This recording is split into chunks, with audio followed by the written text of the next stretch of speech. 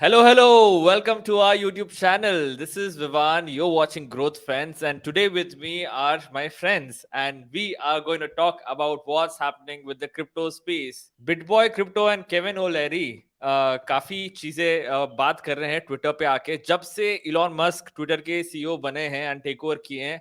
Twitter तो एक Bollywood film जैसा बन चुका है। What do you guys have to say about this? इतनी इंटरेस्टिंग चीज बोली, मैंने कहा ट्रम्प वापस आ चुका है। एग्जैक्टली। एंड्रू टेट वगैरह सब आ गए हैं। तो मैं वेट कर रहा हूँ कि कब कंगना रनौत कब आएगी। Let's man will see. Be man. तो एक क्वेश्चन है, ट्रम्प ने ट्वीट नहीं किया क्या आकर? अभी तक कुछ नहीं किया है। वो मतलब सेल्फ कंट्रोल यार। Jan 8 2021 का लास्ट ट्वीट है उसका। बेचारे की Next आदत छूट गई ना। ट्रम्प को पता है वो वापस आ गया है? पता होगा तो कर ही देता ना अब तक वैसे तो। सो ट्विटर वॉर और ट्विटर पे काफी कुछ चल रहा है। अभी हम ट्रम्प से भी सुन ही लेंगे, तो प्रेसिडेंट के लिए रन कर रहा है तो। बट ये केविन ओलेरी और बिटबॉय वाला क्या चल रहा है एग्जैक्टली? मेरे को लगता है केविन ओलेरी ने अभी क्रिप्टो बैंटर पे आके कहा था कि if he gets a chance to invest in SBF अगर कल को आता है एक और नया स्टार्टअप आइडिया लेके आके, देन केविन ओलेरी जो मिस्टर वंडरफुल है शार्क टैंक के, उन्होंने कहा कि मैं जरूर इन्वेस्ट करूंगा प्रोवाइडेड मैं ऐसा सेटअप बना के रखूंगा जहां पे एसबीएफ सिर्फ ट्रेड कर पा रहा है एंड पैसे को मूव नहीं कर पाएगा वॉलेट टू वॉलेट, ना ही वो विड्रॉ कर पाएगा। अगर वैसा सेटअप होगा तो definitely invest in it. And because of this BitBoy का दिमाग खराब हो गया। BitBoy has started removing dirt on him. उसने थोड़ा बहुत डर्ट निकाला है कि केविन ओलेरी एंड उसकी वाइफ की वजह से 2 लोग का डेथ हो गया था recently, and he is trying to dig deep into what kind of person wonderful is. तो एक क्वेश्चन, मुझे लगा वो सार्काज्म में था क्योंकि वो ऐसा हंसी हंसी ऐसे जिस तरीके से बोला था ना, ऐसा टेढ़ी शक्ल करके, तो मुझे लगा ऐसे ही कर रहा है। So that's interesting. अब एक बंदा है जो हु इज वर्थ बिलियंस, तो ये डेथ वाला क्या सीन है? लाइक विल इट, ये तो मुझे ज्यादा सुनने को मिला नहीं exactly to be honest. And does it affect, लगता है इसका शार्क टैंक वगैरह बंद करवा देगा बिटबॉय? सच बताऊं बिटबॉय तो कुछ भी कर सकता है। जिस केस के बारे में वो बात कर रहा है वो कल रात को 3 बजे मैं पढ़ रहा था, but I could not get a lot of information on the internet, so I am not sure कि कितना सच है कितना झूठ है कितना स्पेकुलेशन है। बट वो कह रहा है कि केविन ओलेरी की वजह से 2 लोग का डेथ हो गया एंड उस पर कार्रवाई नहीं हुई। सो बिटबॉय वाज आस्किंग कि क्यों नहीं हुई कार्रवाई उसके ऊपर, right? So let's see how what that happens, but I feel really sad कि केविन ओलेरी जितना बड़ा आदमी वो बिटबॉय को ऐसे आउट एंड आउट ट्विटर पे गाली दे रहा है। that just shows कि वो कितना नीचे गिर के बात कर रहा है लोगों से। ऐसे ब्रिंग इट ऑन बोजो। But Kevin O'Leary is known for all of this, तो for I don't think it is surprising क्योंकि वो उसका करता है वो रेगुलरली, राइट? जैसे हम बट फिर भी काफी वो इतना बड़ा आदमी है यार, ऐसे ट्रोल जो लोग ट्रोल करते हैं इंटरनेट पे, मतलब doesn't make sense. Agreed. Sujal, Sahil, आप लोगों का क्या ख्याल है पूरी जो भी चीज चल रही है इस पे? भाई मैं तो दोनों को यही देखा है पैसों के लिए बिकते हुए, ठीक है, तो मैं ना किसी के साइड नहीं हूँ यहाँ पर भी। रिस्पेक्ट करता हूँ कि मैंने शार्क टैंक बहुत पहले से देखते आ रहा हूँ, बट मैंने देखा है उसको शिट प्रमोट करते हुए। और क्या बिट बॉय की तो मैं क्या ही तारीफ। जैसे कि आप है ना, इसका एक कॉफी जिला का एक एपिसोड है केविन ओलेरी के ऊपर, वो जाके चेक करना। उसने काफी सारी गलत चीजें प्रमोट करी है जो कि नहीं करनी चाहिए, ठीक है। काफी पहले मैंने एपिसोड देखा था उसके ऊपर, ठीक है। एक बार आप चेकआउट करना है, नहीं बहुत तगड़ा एपिसोड बना है कॉफी जिला ने, यूट्यूब के ऊपर मिल जाएगा आपको। और बिट बॉय की तो मैं क्या ही तारीफ करूं भाई।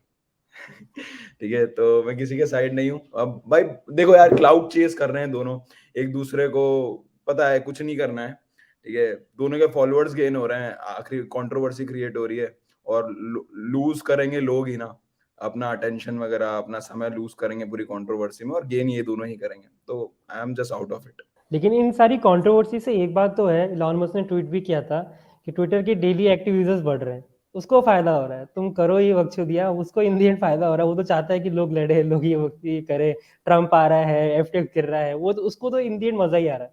सब कुछ करने के बाद भी ट्विटर ऊपर ही जाया जा रहा है। भाई कंट्रोवर्सी की खास बात ही यही होती है कि बेनिफिट कंट्रोवर्सी करने वालों को ही अधिकतर बार होता है। फॉर एग्जांपल जैसे याद है टी सीरीज वर्सेस प्यूडीपाई में प्यूडीपाई ने क्या दबा के सब्सक्राइबर गेन करे थे और टी सीरीज में भी करे थे, और उस समय कितने सारे नए न्यूज चैनल आ गए थे यूट्यूब के ऊपर, जैसे न्यूज बॉय हो गया, नियॉन मैन दोस्त ही है वो मेरा, तो लाइक आखिरी में न्यूज चैनल्स इन सबका फायदा हुआ और लोगों का टाइम वेस्ट हुआ क्योंकि उससे कुछ उनके लिए फ्रूटफुल नहीं निकला, राइट?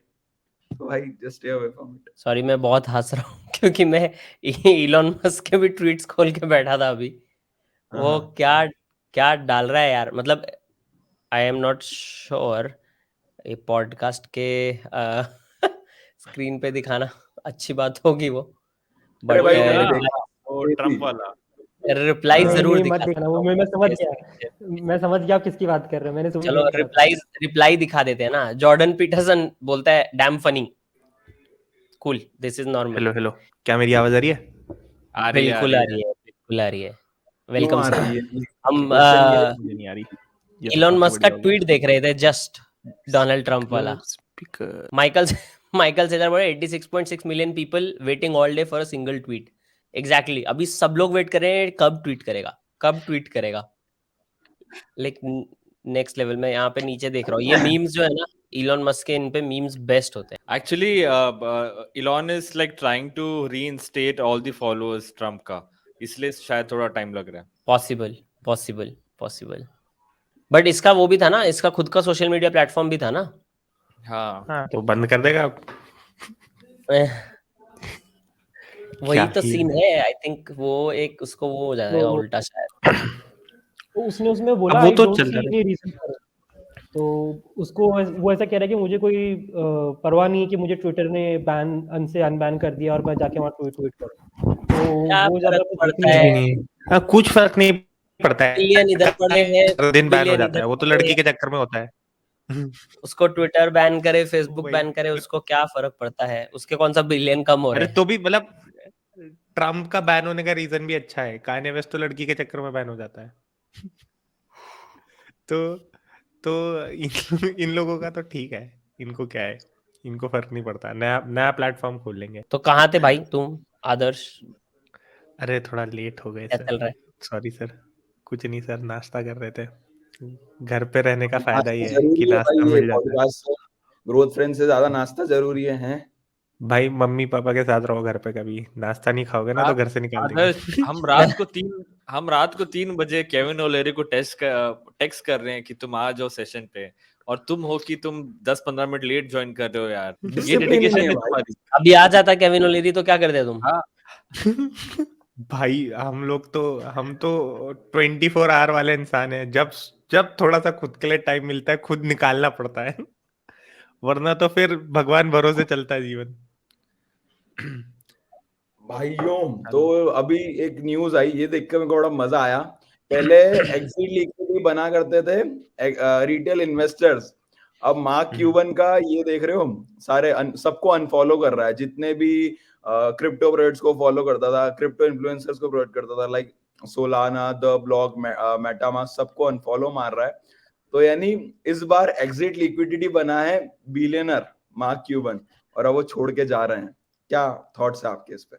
सो क्यूबन को ये तो चलो सोलाना वगैरह वाला इशू था, इसके पहले भी था ना शायद, विवान भाई को भी मालूम होगा। क्यूबन का कोई इन्वेस्टमेंट टैंक कर गया था ना, मैं भूल गया वो कौन सा था। काफी बड़ा investment. Iron finance something, iron finance.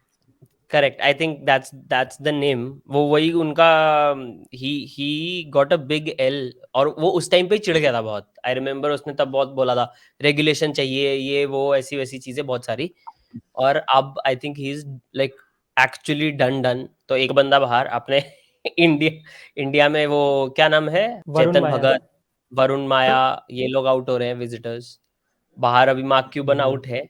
And by the way there is thread, जैसे नैन्सी पेलोसी वाला थ्रेड चलता है ना, कि नैन्सी पेलोसी ने जिसमें पैसे लगाए सब उसी में डाल दो, वो ऊपर जाएगा, उसको सब पता होता है अंदर का, है ना। तो वैसे ही मार्क क्यूबन ने जो लिया उसको शॉर्ट कर दो वाला भी चलता है रेडिट पे एक, ये भी अच्छा। मैंने देखा है। मार्क क्यूबन को कुछ नहीं पता क्रिप्टो का, ये जो लेगा उसको शॉर्ट कर दो। सो इट टुक अ समय लगेगा भाई। Lot of risk bye the वे, और इतने रिस्क लेके फिर यही होगा ना। अगर अभी इसी में वो बिटकॉइन में होता तो शायद उसका, I think like micro strategy, like a lot of other people, उसका जो बिलीफ है वो बना रहता, बिकॉज बिटकॉइन नीचे गया बट पॉइंट उसका आने का मुद्दा ही अलग था ना, वो वहां पे इसलिए अटक गया, उसका आने का मुद्दा था यार चलो पैसा बनाएंगे स्टार्टअप इन्वेस्टिंग की तरह, but this is not startup investing क्योंकि this is the wild wild west. Totally भाई। ये देखो एक मीम भी है, ये सबसे पहला इसका DeFi प्रोजेक्ट ही फटा था, याद है? एग्जैक्टली। तो भाई अगर कोई प्रोजेक्ट प्रॉमिस कर रहा है अनसस्टेनेबल यील्ड यानी 1,00,000% APY, 1,000% APY, तो most probably you are the yield, not something else. Very true. तो यहाँ वो इधर ना मराठी में बोलते थे खिशेतून काढून दिला, मतलब अपनी जेब में से निकाल के दे दिया।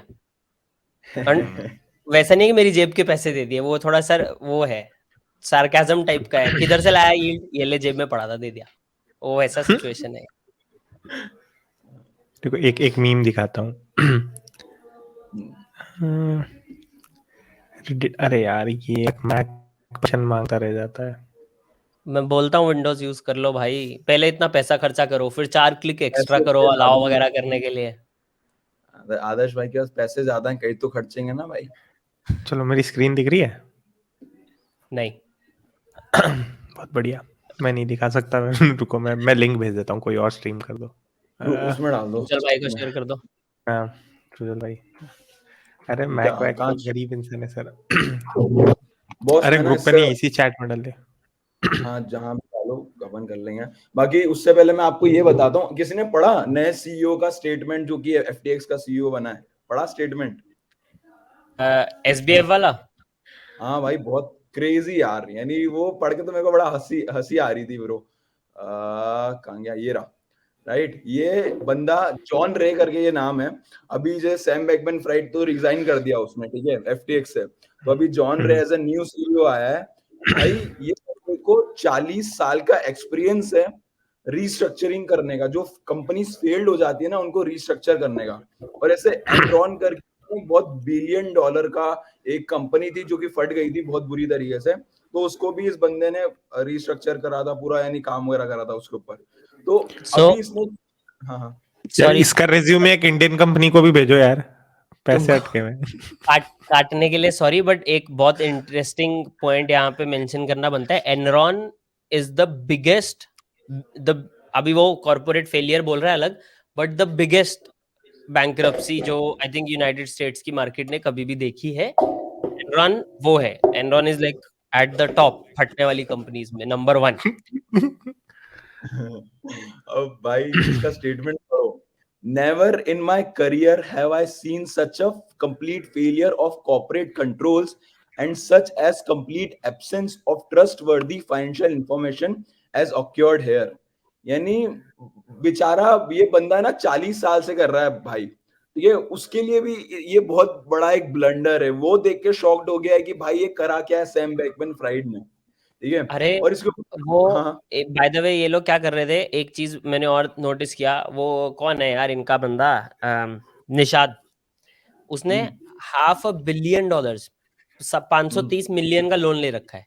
सैम बैकमैन फ्रीड ने 3.3 बिलियन का लोन ले रखा है। तो और see this is not uncommon, मतलब कॉमन चीज है। अगर आप किसी कंपनी के डायरेक्टर हो और आपको पैसा चाहिए, तो रादर देन आप बैंक के पास जाओ, आप अपनी कंपनी से 1% पे या 0.5% पे अपनी कंपनी से लोन लेते हो।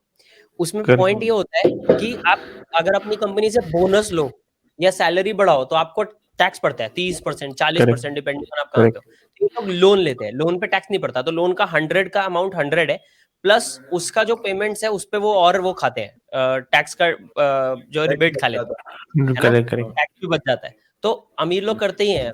देख नोटिस करना, ये कौन रिचर्ड ब्रांसन, वो कौन है अपना जकरबर्ग, उसने 500 मिलियन का घर लेना, उसका 500 मिलियन पड़े हैं जेब में, पर वो लोन लेके लेता है क्योंकि वो 500 मिलियन जो जेब से उसको निकालने इमीडिएटली टैक्स पड़ जाएगा 30% तो 40% जो भी है।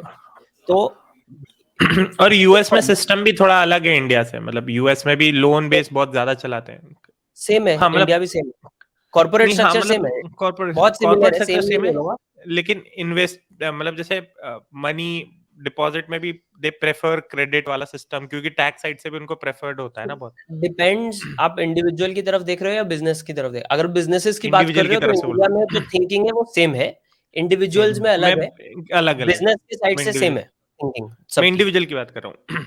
Got it. हाँ, इंडिविजुअल 100% अलग है। As a business similar structure ही चलता है पूरी दुनिया में। हाँ वो सिमिलर तो बोल रहा हूँ क्योंकि सब कंट्रीज के थोड़े थोड़े अलग होते हैं।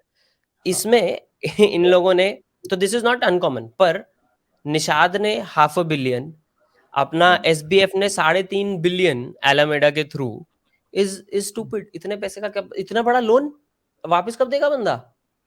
मैं, तुम $1 billion का लोन लो, अगर तुम्हारी नेटवर्थ 4 बिलियन की है या 2 बिलियन की है, तुम 3 बिलियन का लोन ले रहे हो।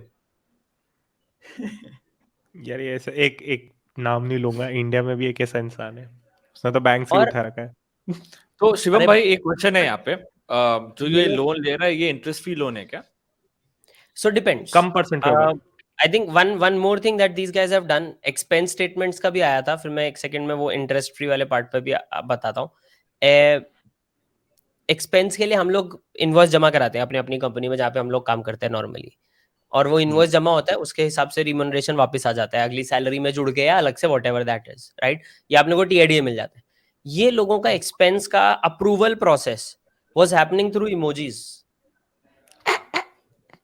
करेक्ट। वो मैंने पढ़ा, वो स्लैक में हो रहा था, कहाँ हो रहा था पता नहीं, बट बोले वो वहां पे डालते थे और जो उनका मैनेजर है वो इमोजी देता था, इमोजी अप्रूव, और हो गया अप्रूव। शिवम भाई बहुत सारी कंपनीज में ऐसा ही होता है। वो जो जिस कंपनी के JD में लिखा होता है ना, फ्रेंडली एनवायरनमेंट, ये है वो फ्रेंडली एनवायरनमेंट। काफी कंपनीज में ऐसा ही होता है। अग्रीड, बहुत सारे लोग बोलेंगे यार ये शिवम को कुछ नहीं पता, बट अपन वो पता है, मैंने बहुत लोगों को देखा है, पेट्रोल पंप के जो बिल होते हैं, ब्लैंक बिल पेट्रोल वाले से ले लो, वो उस पर फिर जो अमाउंट डालना है आप डाल दो, जो आपका TIDA फिक्स्ड है।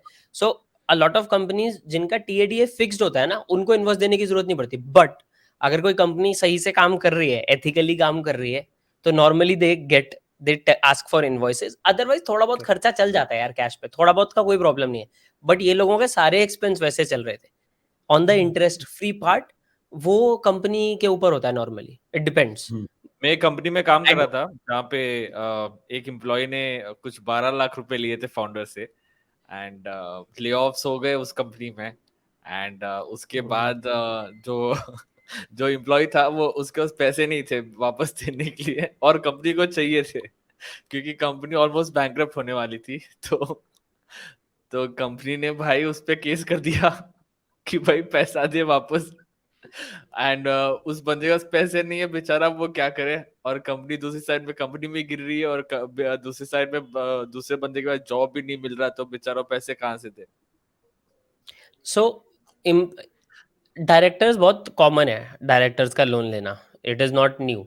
एम्प्लॉइज आई थिंक डिपेंड्स, मैंने पढ़ा है एक्चुअली, कुछ जॉब डिस्क्रिप्शंस में या कंपनीज की पॉलिसी होती है कि अगर आपको जरूरत पड़ रही है पैसे की, आप एडवांस ले सकते हो, एडवांस सैलरी ले लो, साल भर की एडवांस सैलरी ले लो, लाइक बेबी हो रहा है या ऐसा कुछ हो रहा है तो खर्चे बढ़ने वाले हैं, ऐसा करते हैं बहुत कंपनीज आजकल, startup specially. Agreed, and I think वो डिस्क्रेशन के ऊपर है, इंटरेस्ट फ्री है नहीं फॉर डायरेक्टर्स। सैम बैंकमैन वाला I am guessing 100% it is going to be interest free, of course. Interest free with no ending period whatsoever. जब देना है दे दो। क्योंकि वो जो हो गया लोग ना, काम करते हैं उनके लिए तो शायद वो सिक्योरिटी वाला भी रखते हैं कि इतनी ही लोन ले सकते हो। करेक्ट, विद द डायरेक्टर, मतलब डायरेक्टर ही तो डिसीजन ले रहा है, साइन किसके होने हैं उस लोन पे, उसी के होने हैं। तो ये जैसे आदर्श ने बोला शिवम भाई 1000 रुपए भेज दो, तो 1000 रुपए दे दिया, अब आदर्श के मन में जब आएगा वापस करेगा, उसने, मैंने कोई बोला नहीं भाई देख 1000 दे रहा है, 1000 दे रहा हूँ तेरे को, तो 300 रुपए इसका इंटरेस्ट चुपचाप बकायदा मेरे को दे देना, तो 1300 वापस चाहिए, ऐसा कुछ नहीं है भाई। इन शॉर्ट बोल सकते हैं कि सैम बैंकमैन फ्रीड अपने जो पूरे FTX का अकाउंट्स था उसको अपने सेविंग अकाउंट्स की तरह यूज कर रहा था, और उसमें से अपनी बार बार पॉकेट मनी वगैरह निकाल रहा था उसको जैसा सही लग रहा था। और लाइक मेरे को सुनने में आया कि उसके पास अकाउंटेंट भी नहीं था, राइट, यानी मेरे ऐसे बंदे के पास भी अकाउंटेंट है भाई, उसके पास अकाउंटेंट भी नहीं था। तो यानी देख रहे हो किस डिपेंड करता है ना, पैसा किसके पास कम है, किसके पास ज्यादा है, जिनके पास ज्यादा होता है उनको अकाउंटेंट की जरूरत पड़ती है, देख रहे हो, 2-4 जीरो जिनके पास थोड़े ज्यादा होते हैं तो अकाउंटेंट पर लग जाता है, मतलब मुश्किल हो जाता है ना पैसा गिनना। सुजल तो जेतवानी, सिर्फ that's the name, guys. मैंने हाँ नेम टैग्स वो ऑन कर दिए so that just in हाँ case people don't know who the whale is, they know who he is. Sam तो सिर्फ ऑन पेपर अमीर था, ये तो बैंक अकाउंट से अमीर है। अरे भाई माफ करो भैया मेरी अभी तक इनवॉइस सुजल क्लियर नहीं इतना हो रहे अमीर है, सुजल इतना अमीर है कि वो घर पे नहीं रहता, 5 स्टार होटल्स में रहता है। आप देख आप सकते हो देखना, जाके। आपने 4 सेशन, तीसरा सेशन है, तीसरे सेशन में सुजल हर बार डिफरेंट लोकेशन पे, हम वहीं बैठे हुए हैं। बाय द वे एक बुक है जो मैंने अभी सुननी स्टार्ट की, मैं उसका नाम भूल गया हूँ। अरे क्या है? सुजल भाई वो मीम दिखाओ ना। हाउ टू हाँ गेट बोलो rich by Felix Dennis.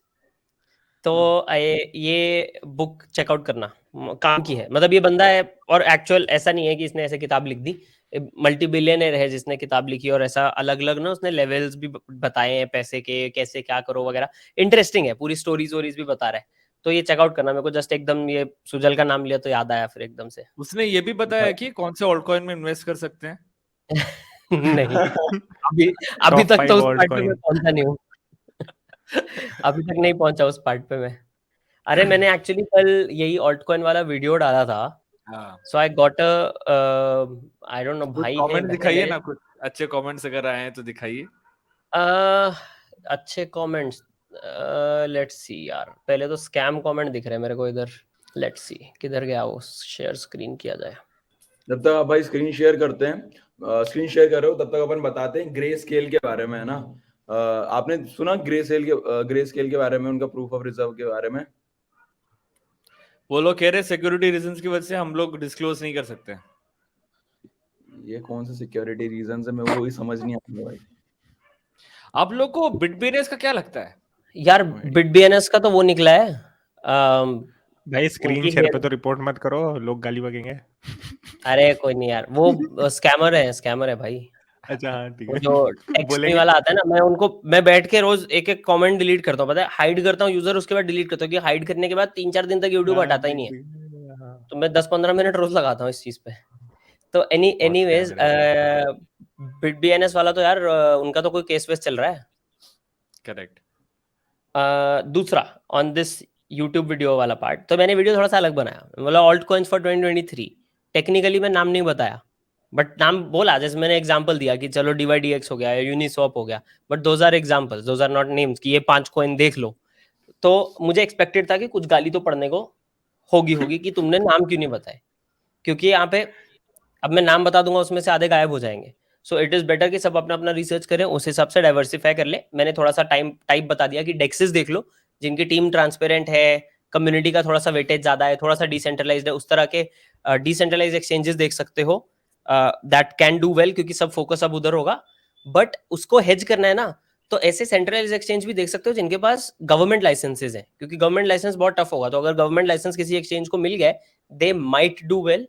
And by the way, bitcoin के साथ हेज कर लो, और अगर करना है तो लेयर 1 देख लो उसी बेट को, जो जिस लेयर के ऊपर का आप डेक्स देख रहे हो, उस लेयर के अंदर भी आप थोड़ा सा कंसिडर कर सकते हो चीजें।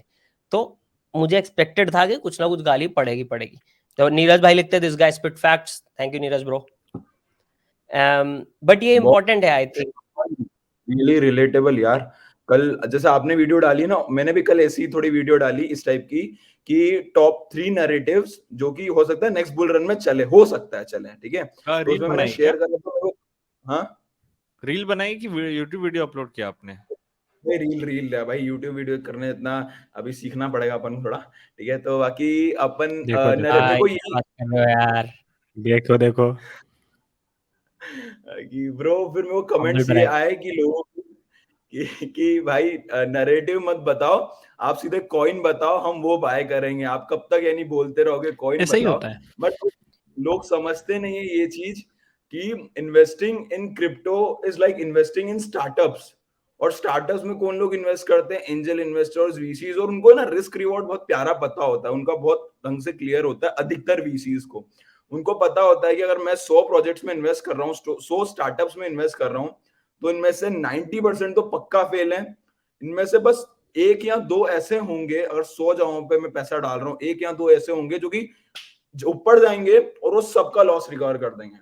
मगर अपने साथ क्या होता है, जो नॉर्मल रिटेल इन्वेस्टर वो क्या होता है, ये इन्फ्लुएंसर से सुना, ये मीडिया आर्टिकल में ये कॉइन के बारे में पढ़ लिया, जाके अपने दोस्तों से लोन लेके अपनी जमा पूंजी सब उसके ऊपर लगा दी बिना कुछ उसके बारे में समझे। तो लाइक लोगों को रिस्क रिवॉर्ड समझ नहीं आता और अपनी देने में फटती है कि भाई ये स्टार्टअप है, फट सकता है, अपन को नहीं मालूम इसका फ्यूचर क्या है। नहीं, मुझे ऐसा सिर्फ लगता है कि मतलब हाँ शिवम भाई आप बोलो। बोलो बोलो बोलो बोलो। नहीं, मुझे ऐसा लगता है कि कहीं सुन के इन्वेस्ट करना शायद, मतलब शायद आप लोग बोलो कि ये क्या बोल रहा है, बट मेरे को ऐसा लगता है कहीं सुन के इन्वेस्ट करना गलत नहीं है, लेकिन पूरे पैसा लगाना गलत है। मतलब क्या करते हैं लोग, ओवर लेवरेज ज्यादा ले लेते हैं, भले वो ऐसे भी या फिर अपने ही लोकल किसी से उधार लेके। अगर आपने सुना जैसे क्योंकि यार डेफिनेटली बहुत ही नया है, तो आपके लिए भी नया है, मेरे लिए भी उतना ही नया है जितना आपके लिए इंडस्ट्री नहीं है, करेक्ट। तो सुन के लगाना is not a problem, but point is कि लोग क्या करते हैं कि अंधे में पूरा ही पैसा लगा देते हैं। जब भी तो वो जो जो वॉरेन बफेट बोलता है या लोग बोलते हैं, क्यों? क्योंकि आपके पास होना चाहिए। जब आप स्टार्टअप की भी बात कर रहे हो ना, तो स्टार्टअप में जब भी फायदा होगा जब आप 10 स्टार्टअप में इन्वेस्ट करोगे। एक स्टार्टअप तो कोई चलना ही नहीं है, मतलब है ही नहीं, कोई गारंटी ही नहीं है कि एक स्टार्टअप कोई सक्सेसफुल हो जाएगा। सो सुन के ना आई थिंक एक इंटरेस्टिंग चीज है कि जो आइडियाज आने हैं ना यार, वो तो सुन के ही आने हैं, करेक्ट है ना, वो तो कहीं और से आने नहीं है। तो मैं एक्चुअली रमेश दमानी का मेरे को एकदम से आइडिया से याद आया, उनका एक इंटरव्यू आया था, बिग फैन, तो मैं वो खोल के रख रहा हूँ मेरे स्क्रीन पे, अभी कर दो स्क्रीन शेयर। तो ना ये जो आइडियाज आने हैं ना वो तो सुन के ही आने हैं, बट उसके ऊपर रिसर्च करना जरूरी है। यहाँ पे प्रॉब्लम पता है क्या होता है, थंबनेल में कौन से थे, जैसे वो याद है रिसेंटली मैंने एक वीडियो डाला था, तो एक भाई ने क्या किया था, थंबनेल में मैंने पोल्का डॉट का वो डाला हुआ था लोगो, और पोल्का डॉट के ऊपर वीडियो था, तो वो भाई ने टाइटल और थंबनेल पढ़ा और अपना पोल्का डॉट का पोजीशन एग्जिट कर दिया, और फिर वीडियो देखा, और वीडियो में मैंने अलग चीज बोल रखी थी, मैंने कंसर्न्स बताए हुए थे बट मैंने प्रोज भी बताए हुए थे। अब फिर मेरे को गाली पड़ी कि तुम्हारे थंबनेल और इसके चक्कर में मैंने मेरा पोल्का डॉट का पोजीशन खाली कर दिया, मैंने लॉस खा लिया। बट अब इसमें मेरी कैसी गलती हुई? देखो, तो एक तो इंडिया की मुझे लगता है फिलोसफी है कि ब्लेम ये यहाँ करना। पे एक चीज दिखाता हूँ मैं, ये मैंने क्योंकि वीडियो में बोला कि यार सीधा सीधा बोलो तो गाली पड़ती है, तो ये भाई भी यहाँ पे लिखते हैं सच बोलने में गाली कौन देता है, मैं बताता हूँ। अब मैंने कोई कॉइन्स के नाम नहीं लिए, ठीक है, मैंने कोई भी कॉइन्स के नाम नहीं लिए, तो ये भाई लिखते हैं shilling like vault be careful, तो मैंने बोला शिलिंग वॉट, तो अब इनका आया है कि I have not seen video after world what ever you से लुक्स लाइक पेड प्रमोशन। मतलब अब मैं तो मेरी तरफ से तो 100% अपफ्रंट रहा हूं जब से वर्ल्ड का हुआ है, and giving updates and everything, but ये भाई क्या बोल रहे हैं मुझे नहीं पता। अब मैंने रिस्पॉन्सिबिलिटी नहीं ली, मुझे नहीं समझ आया, तो ये मेरे को पता ही था ऐसी गालियां पड़ने वाली है। बट अभी ये जो कमेंट है, this comment is very risky, because इसमें प्रॉब्लम क्या है, ये बोलते हैं कि इतना टाइम होता हमारे पास तो हम ही यूट्यूबर बन जाते। यूट्यूबर बनना इज कंटेंट क्रिएशन, पैसा डालना इज अपना खुद का investment research, two very different things. YouTuber को इन्वेस्टर समझना इज अ मिस्टेक, और इसमें प्रॉब्लम पता है क्या होता है, फिर मैंने अगर कोई कॉइन बता दिया ये कॉइन ले लो, तो ये जो भाई है ना ये मेरे साथ ही अटक जाएंगे। अब जब भी मार्केट में कोई मूव आएगा ना, ये मेरे को डीएम करना पड़ेगा, इनको मेरे को कमेंट करना पड़ेगा, वीडियो मांगना पड़ेगा। अब मान लो मेरे वीडियो मैं नहीं बना रहा हूँ, या मान लो मैं हुई नहीं, मैं महीने भर की छुट्टी में चला गया क्योंकि मैं यूट्यूब से तंग आ गया, अब नाउ आप ही लोगों स्टक, के लिए वो कुछ है। इन्वेस्टमेंट के साथ अटक गए, एंड उनको पता नहीं है क्या करना है, क्यों पता नहीं है क्या करना है, बिकॉज वो इन्वेस्टमेंट का जो आइडिया था वो मेरा था। प्लस दूसरा जो पैरेलल मैंने पहले भी मेंशन किया यार, इज मैं बोल देता हूँ यार इसमें चलो यार 1000-2000 रुपए का लॉस हो गया कोई नहीं, बट जिसका पोर्टफोलियो 10,000 का है उसके लिए 2000 का लॉस इज 20% बड़ा है यार। तो अगर कोई बंदा ज्यादा बना रहा है और वो 10,000 को बोलता है छोटा सा फिगर है, बट किसी और के लिए 10,000 ज्यादा है, हमको क्या पता, तो इतना जनरल एडवाइस मिलेगा यूट्यूब पे, तो वो जनरल एडवाइस पे बंदा इन्वेस्ट नहीं कर सकता, इसलिए खुद का रिसर्च करना यहाँ पे ज्यादा जरूरी है। इसमें बात ना है ना कि इसमें बंदे डिपेंडेंट हो जाते हैं यार। जब फॉर एग्जांपल देखो यार, मैंने बहुत बार देखा है कि कुछ यूट्यूबर्स है ना एक आधी कॉइन से शादी कर लेते हैं। फॉर एग्जांपल शिबा इनू हो गया, XRP हो गया, ये कुछ ऐसे कॉइन्स है ना, इन लोगों ने कल्ट बनाया हुआ कम्युनिटीज में।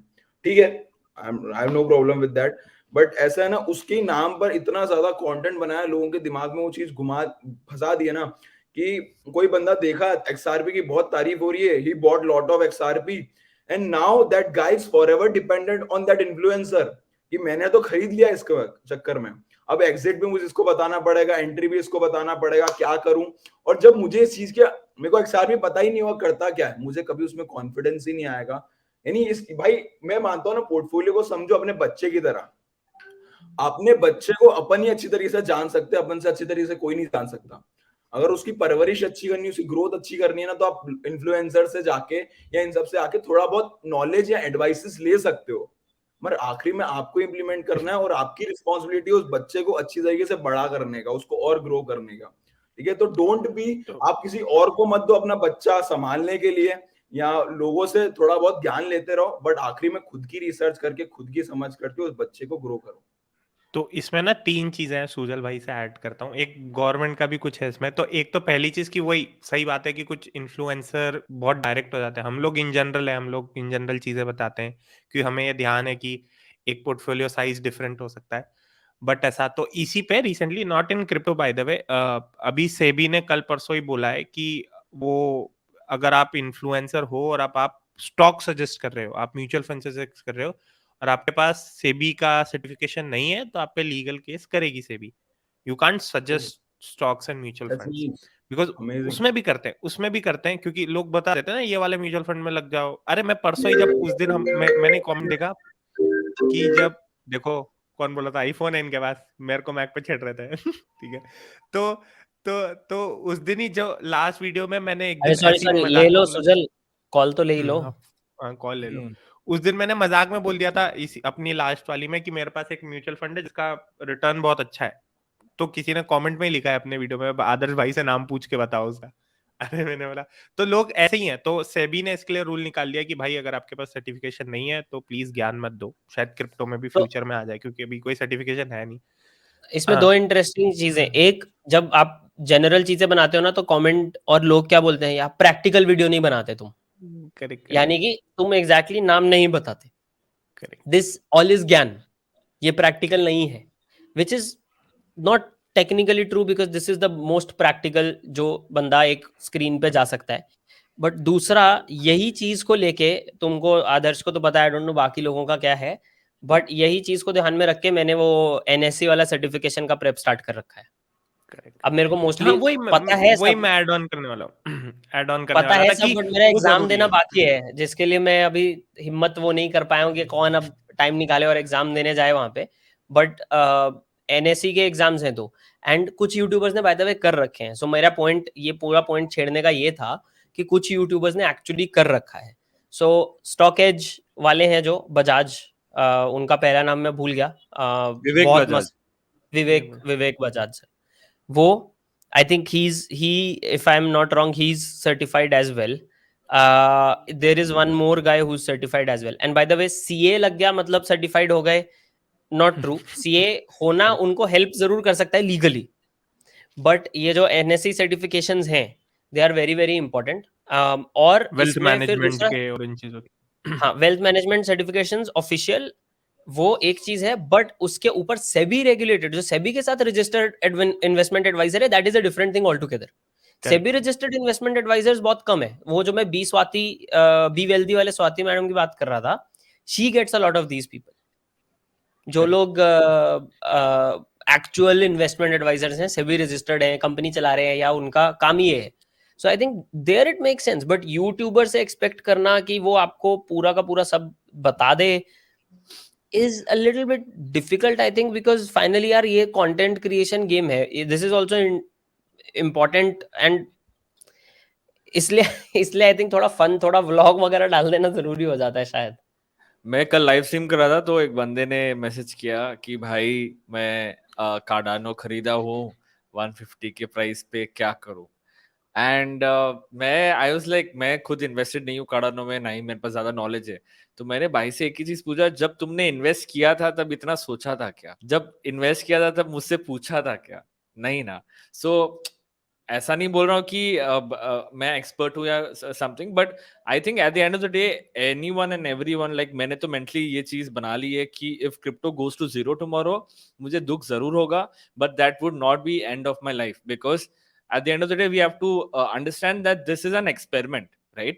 this whole financial freedom जो ये पूरा narrative चल रहा है बिटकॉइन का, you know, DeFi, everything is an experiment. अभी तक we have not seen big use cases come out or probably big things happen. El Salvador ने बना दिया इसको legal tender and stuff like that, but अभी तक बहुत ज्यादा अडॉप्शन आया नहीं है. So we should be mentally prepared that if tomorrow something happens, if everything goes to zero, we should be happy कि चलो we were a part of this experiment and मजा आया and सब कुछ zero चला गया.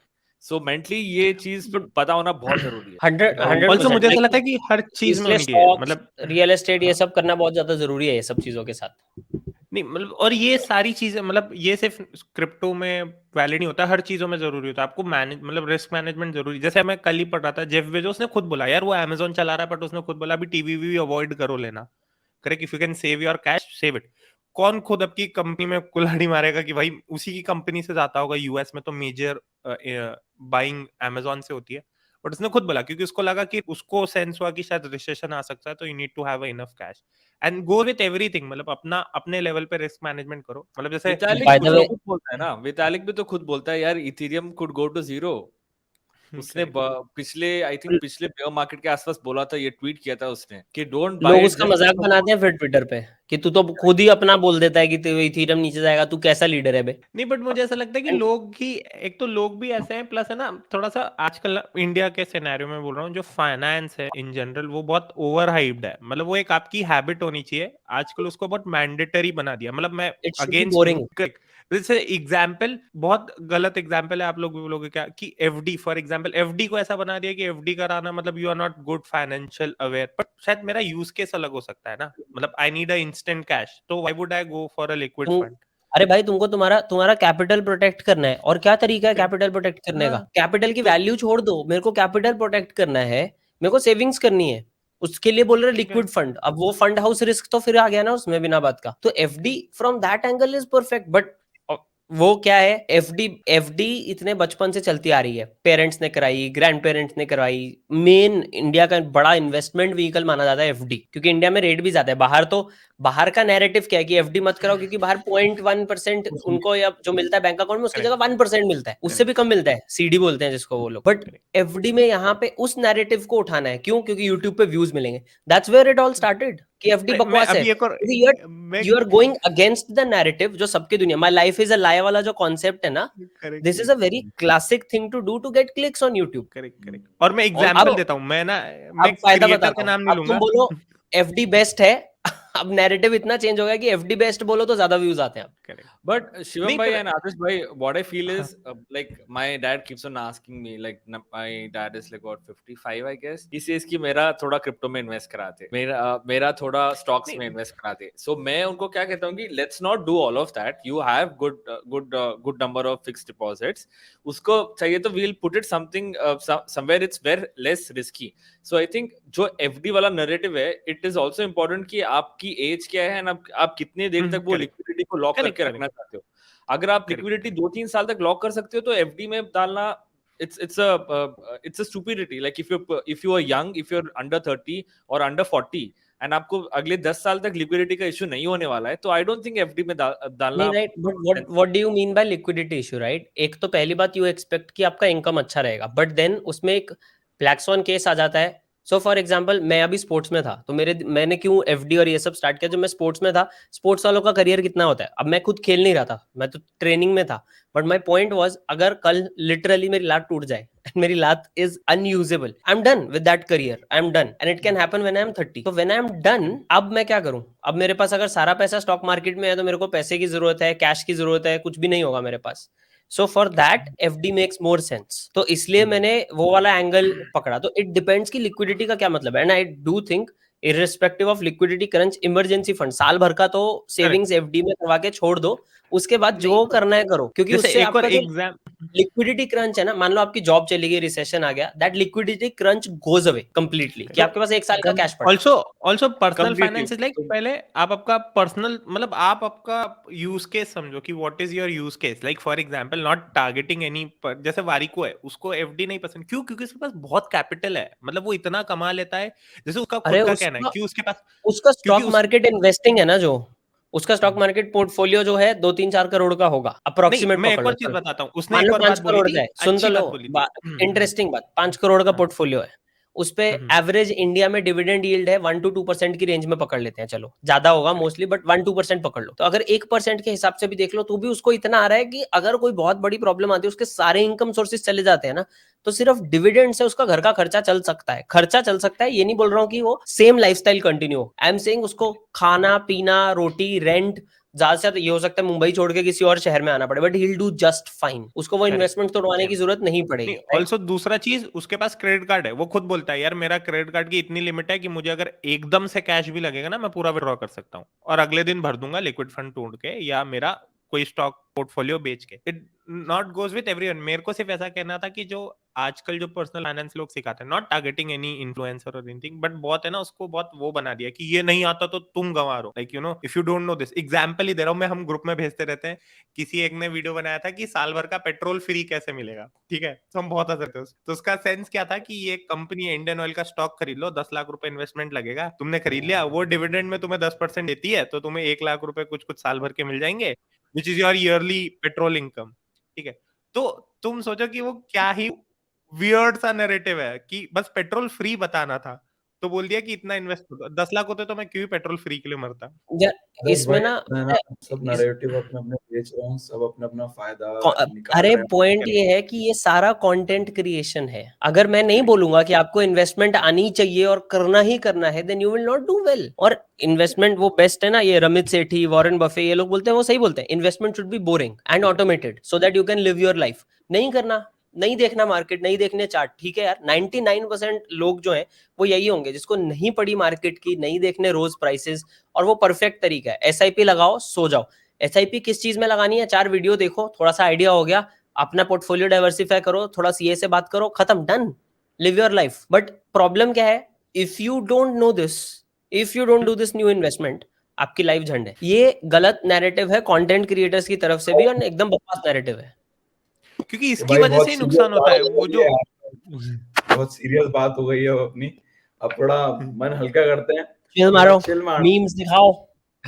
यार मैंने कब से एक मीम भेज रखा है, कोई दिखा ही नहीं रहा है चैट पे, इसी चैट पे, चैट पे बहुत ही कहाँ है? अरे सुजल यार, तेरी आवाज थोड़ी कम आ रही है, देख ले थोड़ा एक बार। प्राइवेट चैट पे भेज रखा सबको है। ठीक आ रही है कि मेरे को ही कम आ रही है उसकी आवाज? कम आ रही है थोड़ी। मुझे तो ठीक आ रही है ना? मतलब मुझे ठीक आ रही है। बॉस जी, मैंने ना नॉर्मल स्पीकर से बात कर रहा हूँ मैं। मीम्स कहाँ भेजे दोस्त आपने? मुझे ये बताओ। एयरपोर्ट ये, पे आदर्श भाई को इसके बोल chat के में एयरपोर्ट भिजवा देता हूँ। स्ट्रीम यार्ड के भाई मैं चैट तो में। गरीब हूँ भाई, मैं तो गरीब हूँ भाई। ये देखो, ये निकाले, ये निकाले, ये आदर्श निकाले, तेरे को, ये निकाले। आदर्श तेरे को आईपैड लेना था ना, उसके साथ फ्री मिल जाएंगे ना, देख ले। भाई प्रो दिला दो, कोई प्रो दिला दो। प्रो तो मिल ही नहीं एयरपोर्ट्स रहा, मैं खुद ऑर्डर कर रहा था कल, कहीं Amazon भी क्या?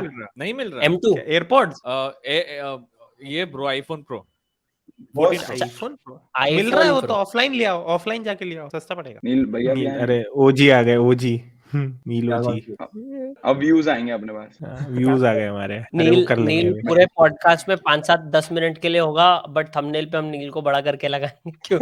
बिकॉज़ यार नील भाई मेरे को बात कुछ सुनो कुछ ना, कुछ बता दो, आपके Memes पैसे का कैसे इन्वेस्ट है ओ तो ये हम वो बेटर है चेंज यार, करो। नहीं ये नहीं बेटर है कैमरा। एंगल खराब है इसका, नेक्सस में देख लेंगे यार। देख रहे हो तुम, अभी एक क्या? कैमरे चल रहे हैं, बाकी सब ये कैमरा आदमी दो कैमरे के पास है। अरे एक मैकबुक का कैमरा, एक प्रॉपर कैमरा। तो भाइयों आज की मीम मित्र मंडल में अपन शुरुआत करते हैं सबसे पहले मीम के साथ। When your friend start driving at 150 mph and says I had all my funds on FTX bro, क्या रिएक्शन होगा आपका FTX शिवम भाई, अगर आपका ऐसा होता है तो? पर ये वाली हालत सिर्फ FTX के लिए नहीं है, अभी बहुत सारे एक्सचेंजेस में यही हालत चल रही है यार। मैं अगर FTX के भाई मार्केटिंग भाई टीम में होता, मैं अगर FTX के मार्केटिंग टीम में होता तो मैं एक टैगलाइन बनाता, if you want to be a C5 pro use FTX bro. Repo अगर जाता एलोन भाई। मस्क होता ये ना हालत FTX में, अभी तो खुद ही रोस्ट करता रहता। भाई, ये हालत वॉल्ट के बाद हुई थी। चलो भाई सेकंड मीम पे जाते हैं इसी के साथ। NFTs be like, ये वाला बेस्ट है। ये सही है। भाई ये भाई भाई इसका वो NFT जिसने बनाते भी- हैं। रियलिटी ऑफ जिसने- NFTs। यार जिसने ये निकालते हैं एक। मैं तो कहता हूँ यार ग्रोथ फ्रेंड्स का NFT बनाते हैं। अब तो हाँ, AI बना भी आ सकते गया हैं। है, ऐसे मेहनत भी नहीं 6 करनी थोबड़े, पड़ेगी। फर्स्ट वही 5000 6 थोबड़े फर्स्ट 5000 नॉर्मल, फिर सब्सक्राइबर। 6 थोबड़े बड़े बाल के साथ, फिर 6 थोबड़े चश्मे के साथ, ऐसा ही। नहीं, ऐसा अरे शिवम भाई की एक फोटो के साथ कर देंगे। 6 के 6 NFT जो भी खरीदेगा उसको जितना भी हम कमा रहे हैं साल मतलब साल भर का जितना भी हम कमा रहे हैं उसका 1% रॉयल्टी। चलो हम कुछ भी नहीं कमा रहे तो उसको कुछ नहीं मिल रहा है। 1% 1% मतलब कुछ भी नहीं आएगा, टॉफी भी नहीं आएगी अभी तो अरे एक्लेयर्स। हमें ही 1% नहीं आ रहा है। भाई तुम भूल जा रहे हो कि हमारे साथ सुजल है। तुम क्या सोच रहे हो शिवम भाई? भाई माय बैड। काहे मजे ले रहे हो भाई? अब मैं वही बोल रहा हूँ, मैं तो वही बोल रहा हूँ, एक्लेयर्स वगैरह नहीं आएगी, नेस्ले की कंपनी आ जाएगी पूरी। चलो next one, come on Sujal. Welcome back to work diamond hands. कौन ज्वाइन ये कर अभी रहा है शुरू नहीं हुए ना। भाई ये हालत होने वाली है मेरी। और ये बहुत हाँ जल्द। एक्चुअली सच नील, सच बुरा मत मानना, सच बोलूं मैं सोच रहा था कि भाई नील तो वो कर रहा है, नौकरी छोड़ के बैठा है 1 साल से almost. What's going on bro? Yes. तुम्हारा एवरीथिंग फाइन ब्रो। क्योंकि अभी वो फंडिंग का भी इश्यू हो रहा होगा ना स्टार्टअप को। नहीं, I have enough money to for next 5 years. तभी छोड़ेंगे। 5 years भाई। Low volume 5 brag. years। नहीं but by the way recession to- आ चुका है। आज सुबह एक बंदे का मेरे को मैसेज आया, अनफॉर्चुनेटली नाम नहीं ले सकता बट कंफर्म्ड मेरे भाई से भी, कनाडा यूएस वगैरह साइड पे नौकरियां नहीं मिल रही हैं। यहाँ इंडिया में भी कोशिश कर लो नौकरी के लिए अप्लाई करके, जो खुली हुई लिस्टिंग्स भी हैं, they are not taking people anymore. बंद हो रखा है अभी नौकरियों का, बहुत हम प्रॉपर हायर कर कड़की रहे चल रही हैं। है सब। कल भाई आदर्श आगे हमारे Depends. ऐसे दोस्त कर कुछ रहे थे हायर महीने करने की। डिपेंड्स किसकी बात कर रहे हो, हम नॉर्मल जनता की बात कर रहे हैं, जीनियस प्रोग्रामर डेवलपर लोगों की बात नहीं कर रहे। भाई उनके याद है लिए आज हमेशा से कुछ समय पहले ना नैरेटिव एक वो चल रहा था, एक ट्रेंड, द ग्रेट रेजिग्नेशन, यानी सब लोग अपनी जॉब छोड़ के अपना पैशन फॉलो कर रहे थे। और आज कुछ महीने बाद द ग्रेट ले ऑफ चल रहा है। देख रहे हो समय कितनी जल्दी पलट गया। और That- थोड़ी देर that में was अभी the the peak great signal. America वापस आ जाएगा। हाँ अब भाई। आएगा 1 साल बस। वो पीक सिग्नल था भाई। सही बात बोल रहे हो भाई। चलो नेक्स्ट मीम पे मूव करते हैं। Sweetie, come down and tell everyone about the Ethereum coin you told us to buy at $4,000। मेरे को शिवम प्रतीक भाई की with एक बात याद Cardano. आई। शिवम भाई with प्रतीक भाई Cardano. प्रतीक भाई कुछ दिन पहले मेरे को बोल रहे थे। किसकी बात याद आई आदर्श?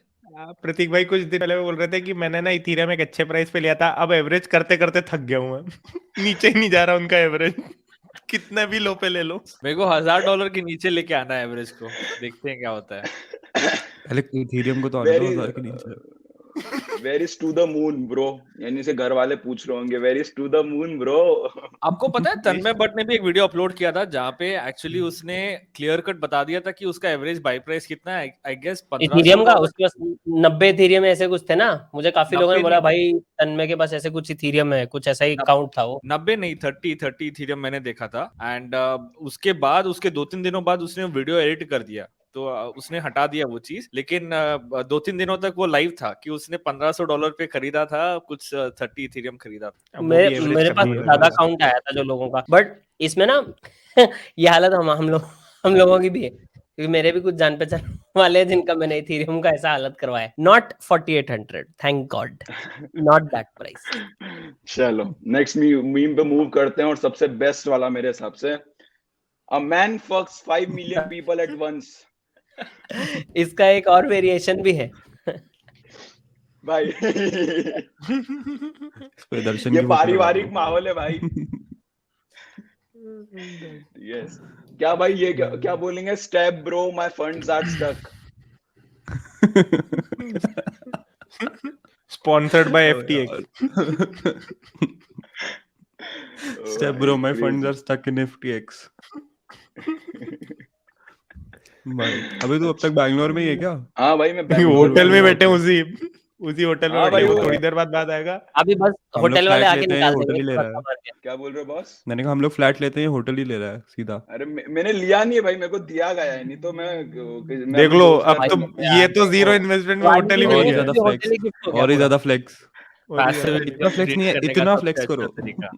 भाई ये भाई आदर्श भाई की रहमत है और कुछ नहीं है। मेरे को तो लगी भाई आदत मेरे को तो गरीब दिवाली गिफ्ट दिया नहीं तूने, उसको तूने होटल भाई दे दिया। मेरे को, मैं तो देख वहां आया, मैंने बोला ना मुझको खाने का टाइम मिला, ठीक है ना मुझको कुछ मिला, तेरी ये तरह स्पीच होटल का वोटल। टाइम है भाई, यानी इनकी स्पीच से 5 मिनट पहले है, स्पीच स्टेज पे चढ़ गया डायरेक्टली जाके। भाई तुरंत ही मैं स्टेज पे, मैं डायरेक्ट बैक स्टेज गया हूँ, उसके बाद स्पीच पे, और उसके बाद फिर लोग ही आते रहे 1.5-2 घंटे तक। बिल्कुल मैं लंच रॉयल मैं लंच एंट्री। करके नहीं आया था, मुझे भूख लग रही थी एकदम, और लोग ही आते रहे। उसके बाद मैंने कहा छोड़ो, यहाँ तो फिर पास्ता स्ट्रीट कल चलते क्यों हैं। नहीं आया मुझे ये बताओ। कौन आएगा, उतनी दूर है भाई, यहाँ से 1 घंटा लगता है, इतना ट्रैफिक होता है। भाई दूर नहीं है, वो कुछ सिर्फ बैंगलोर में हो। हाँ मतलब है हाँ। 5 किलोमीटर दूर, बाजू लेकिन वाली गली बैंगलोर में में ही है। उसको बैंगलोर में उसको दूरी बोलते हैं। भाई मैं वापस बताऊँ कैसे आया भाई हूँ मैं? इसको कल लुधियाना वहां से में भी वापस दूरी मैं बोलते हैं, सिर्फ लुधियाना खत्म हो जाता है 5 किलोमीटर में। अबे कल मैं वापस आया हूँ पैदल, मतलब परसों मैं आया हूँ पैदल वापस वहां से। पहले मैं 45 मिनट नहीं, अराउंड आधा घंटा में वॉक करके आया, फिर जाके हमें ऑटो मिला, ठीक है, फिर हम ऑटो पे बैठे, फिर बीच में इतना ट्रैफिक था कि हम उतर के फिर 2 किलोमीटर पैदल चले हैं, तब पहुंचे हैं। Quick question, do you think अगर तुम स्टार्टिंग से पैदल चलते बिना ऑटो पे टाइम वेस्ट किए डायरेक्ट पैदल पहुंचते तो ना, जल्दी पहुंचते? नहीं 1.5 घंटा लगता, 1.5 घंटा लगता अगर हम पूरा चलते। हमने आधा घंटा चले, उसके बाद हमने बीच का टाइम कवर किया, फिर 20 मिनट और पैदल चले तो पहुंचे। फिर चलो हमें मतलब वापस शिवम भाई ने मीटिंग वैसे हो गई थी। लॉजिकल बात करी हो, यानी शिवम भाई प्रैक्टिकली बैंगलोर में तो उतना प्रैक्टिकली ये चीज पॉसिबल है कि आप उतना पैदल जल्दी बुरा पहुंच नहीं है। सकते अरे मैं हाँ। बैंगलोर, मेरा पहला एक्सपीरियंस कैसा था बैंगलोर का पता है? तो मेरी जो अब वाइफ तब गर्लफ्रेंड, मैं उसको मिलने गया, मैं पहुंचा हो। हाय हाय। पुणे से बैंगलोर फ्लाइट, आई सूरज थिंक घंटे सुजल भर सुजल फ्लाइट है, right it down tips, yes sir, घंटे भर यस की सर। घंटे भर की ऑल द फ्लाइट है, सिंगल बॉयज। ठीक है। हाँ, और हाँ। मैं भाई एयरपोर्ट पहुंचा रात को, शाम को पहुंचा हूँ 6-7 बजे ऐसा कुछ। मैं घर अच्छा। पहुंचा, वहां से वो HSR लेआउट है ना, तो वहां पे, हाँ हाँ मैं रहता वहां हूँ। से मैं घर पहुंचा हूँ भाई रात को 12:30-1 बजे। मुझे 5 घंटा ऑलमोस्ट टैक्सी के उसमें ऐसे बैठा हूँ आगे। अच्छा दो हुआ एक तो पुणे के आगे राउंड बैठ लग गया मैं। जाते हैं। इतना ट्रैफिक हाँ। यार, हाँ मतलब मेरे पुणे टू बैंगलोर 2-3 राउंड लग जाते हैं यार इतने में, मतलब क्या हालत है। और इतना दिमाग खराब हुआ ना, तब मैंने डिसाइड कर लिया, क्योंकि उसका ऐसा था, अरे Bangalore is a great place to live, क्या मजेदार है बैंगलोर वगैरह। तो मैंने टू शिवम कहा, लिव भाई, ना, टू गो है, टू शिवम ट्रैवल भाई नहीं, टू लिव। शिवम भाई एक हैक बताता हूँ। बैंगलोर में ना, मैं जब बैंगलोर में रहता था, अब तो मैं पुणे में रहता हूँ। बैंगलोर में जब भी मैं को किसी भी दोस्त को मिलना है, मैं उसको 11-12 बजे रात के उतने बाद ही मिलूंगा।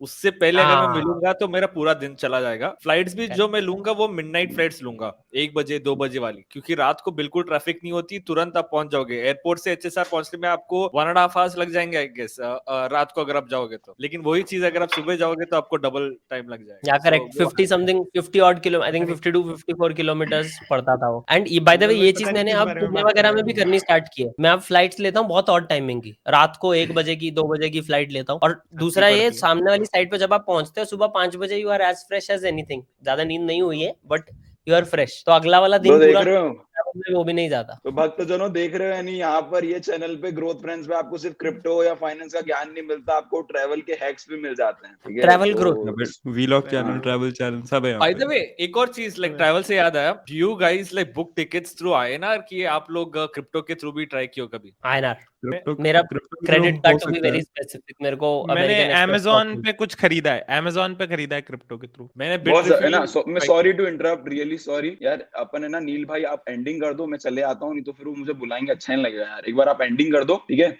और कौन बुला मैं रहा है? एंडिंग में एक मोटिवेशनल लाइन बोल के जाऊंगा, इस बार भी कुछ अलग तरीके से एंड करते हैं, यार तो मैं होगा थोड़ी ये। एंड करूंगा, मैं खुद एंड में आया हूँ। ये अच्छा था। इस बार कोई क्रिप्टो और जागन करो को हम एंड। एंडिंग करने बुलाते हैं। क्लोजर है वो, क्लोजर। चलो क्लोजर मैं कौन कर है? देता तुम हूँ। भाई कर दो। तो गाइस इसके साथ आज का ये एपिसोड होता है समाप्त। बट आपको पता है अपना एक रीति रिवाज यहाँ पे सेट हो चुका है। सुजल भाई अपने को एक इंटरेस्टिंग चीज यहाँ पे दोहा सुनाएंगे। दोहा बेसिकली मार्केट फाइनेंस पता नहीं है क्या है, सरप्राइज दोहा है। Off to you Sujal. लोगों को नई चीज दिखा के मोटिवेट करेंगे। अगर आपकी गर्लफ्रेंड भाग गई हो, आपका पोर्टफोलियो 99% डाउन हो, या आपने अपना लोन लेके लूना में पैसा लगाया हो, जो कि नहीं करना चाहिए था, तो आपको मोटिवेट करना चाहता हूँ ये बता के कि आपसे भी बहुत बड़े व्यक्ति जस्टिन बीवर ने 10 करोड़ की NFT ली थी, 1.3 मिलियन डॉलर्स की, जिसकी आज वर्थ है 69 के समझ के चलो, होता होगा कुछ 50-60 लाख रुपए। तो सोच रहे हो 10 करोड़ से बेचारे की NFT आ चुकी है 50-60 लाख के ऊपर। तो मेरे ख्याल से इससे बुरी तो आपकी सिचुएशन नहीं होगी, इससे बुरी तो आपकी लाइफ नहीं होगी। तो stay motivated, keep working hard. Thank you.